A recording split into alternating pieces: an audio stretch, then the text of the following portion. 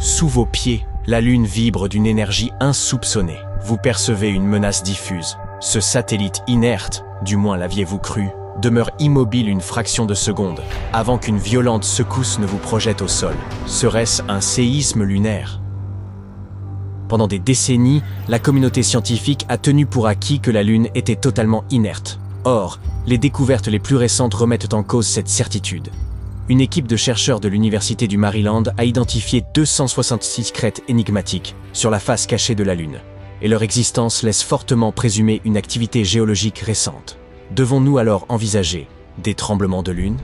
Eh bien, d'une certaine manière, ces crêtes se trouvent donc dans des zones volcaniques formées il y a entre 3,2 et 3,6 milliards d'années. Mais leur aspect est bien plus jeune qu'attendu. Elles apparaissent généralement en groupes de 10 à 40 et sont fréquemment situées dans des zones où la structure du sol lunaire est plus fragile. Toutefois, il convient de ne pas prendre le mot « récent » au pied de la lettre lorsqu'il est employé par les astronomes. Il ne s'agit ni de l'an, ni même du siècle dernier. La plupart des modèles établis par les scientifiques estimaient jusqu'ici que l'activité géologique de la Lune avait cessé il y a 2,5 à 3 milliards d'années.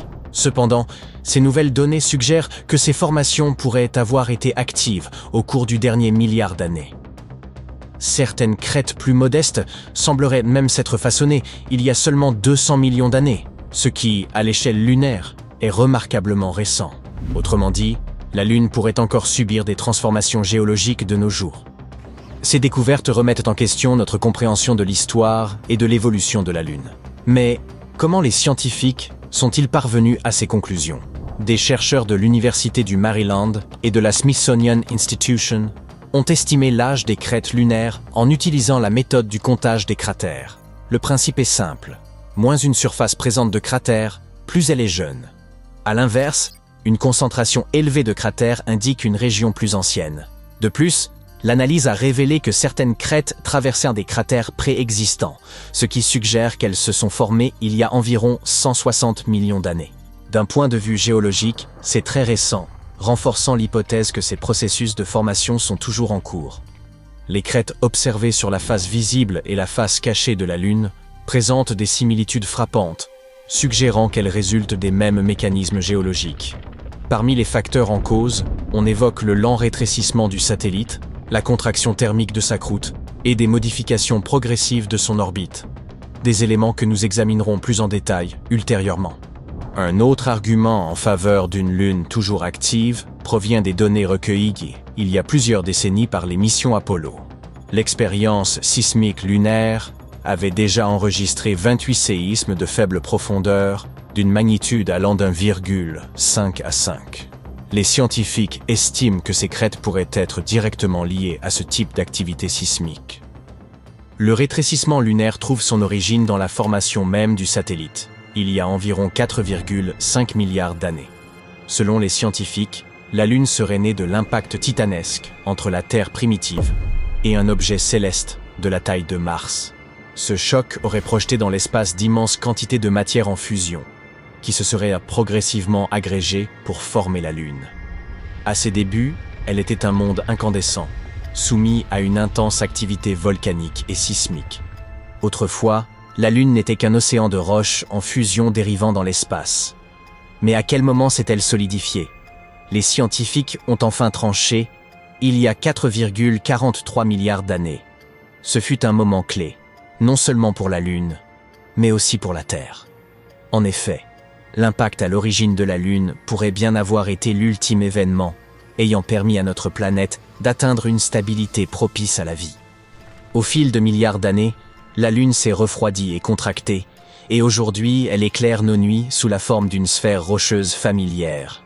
Pourtant, son refroidissement n'est pas achevé.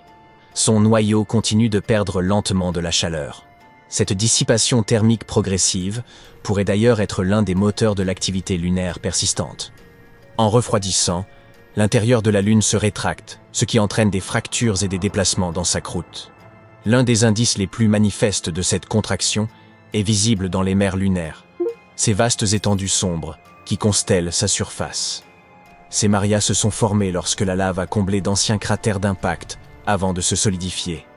Avec le temps, la croûte refroidie s'est contractée donnant naissance aux crêtes plissées que l'on observe aujourd'hui. L'activité géologique lunaire pourrait également être alimentée par les interactions gravitationnelles avec la Terre. Ces forces exercées en continu engendrent probablement des tensions au sein de la croûte et contribuent au déclenchement de mouvements tectoniques. Tout cela est fascinant, mais ces phénomènes peuvent-ils avoir un impact sur l'humanité? D'une certaine manière, oui. La Lune a longtemps été perçue comme un environnement stable, idéal pour l'installation de bases et l'exploitation de ressources. Or, la mise en évidence d'une activité géologique persistante soulève de nouvelles inquiétudes. Si la surface continue à se mouvoir, les futures colonies, infrastructures et opérations minières pourraient être exposées à des risques considérables. C'est pourquoi il est crucial, à ce stade, de disposer de sismomètres et de radars à pénétration de sol afin de mieux appréhender ces mouvements. Cela nous permettra d'évaluer les dangers potentiels avant de lancer toute mission de longue durée. Par ailleurs, un autre problème majeur pour les futures missions concerne la poussière lunaire, également appelée régolithe. Les astronautes d'Apollo ont rapidement constaté que cette poussière, aussi fine que collante, s'infiltrait partout, endommageant leur équipement et nuisant à leur santé. Une étude menée par les ingénieurs de Texas A&M a mis en évidence un autre aspect inquiétant. Lors des atterrissages et des décollages des fusées, la poussière est projetée en l'air, créant un danger potentiel pour les missions, surtout avec le nombre croissant d'engins spatiaux transportant des équipages et du matériel vers la Lune.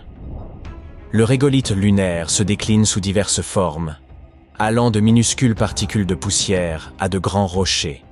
Il est principalement composé de minéraux de silicate fin d'environ 70 microns, soit la taille d'un cheveu humain.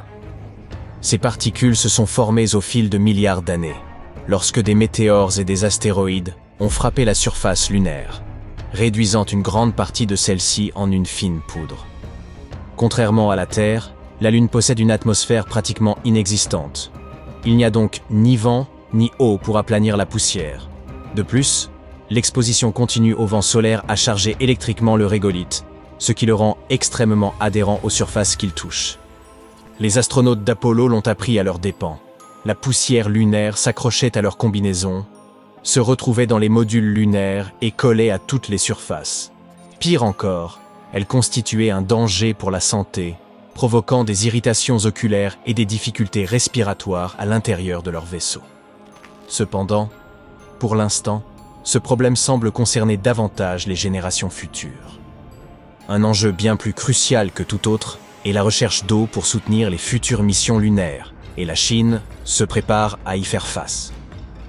Dans le cadre de la mission Chang'e 7, prévue pour 2026, un robot volant explorera les cratères profonds du pôle sud de la Lune à la recherche de glace.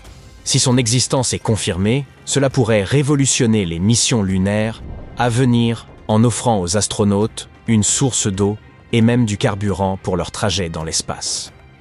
Cette mission est essentielle pour le projet chinois visant à envoyer des astronautes sur la Lune d'ici 5 ans. Bien que de l'eau ait déjà été trouvée, notamment dans des échantillons de sol, et grâce aux observations des sondes américaines et indiennes, les scientifiques estiment que ces dépôts de glace cachés sont la clé pour rendre les missions lunaires possibles à long terme. Le pôle sud lunaire abrite des cratères particulièrement profonds, et il est possible que de la glace y soit piégée.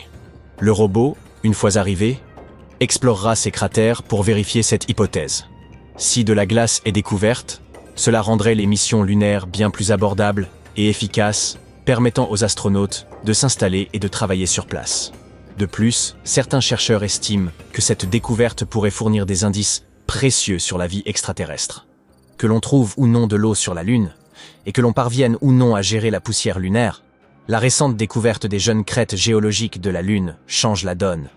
Si la Lune est encore géologiquement active, cela signifie que notre connaissance de ce satellite est bien plus limitée que ce que l'on pensait. Que cache encore la Lune ? Sommes-nous prêts à accepter que ce satellite apparemment inerte puisse être plus dynamique qu'on ne le croyait ? Les futures missions nous fourniront des réponses, bien que leur sécurité ne soit peut-être pas aussi assurée qu'on le pensait autrefois.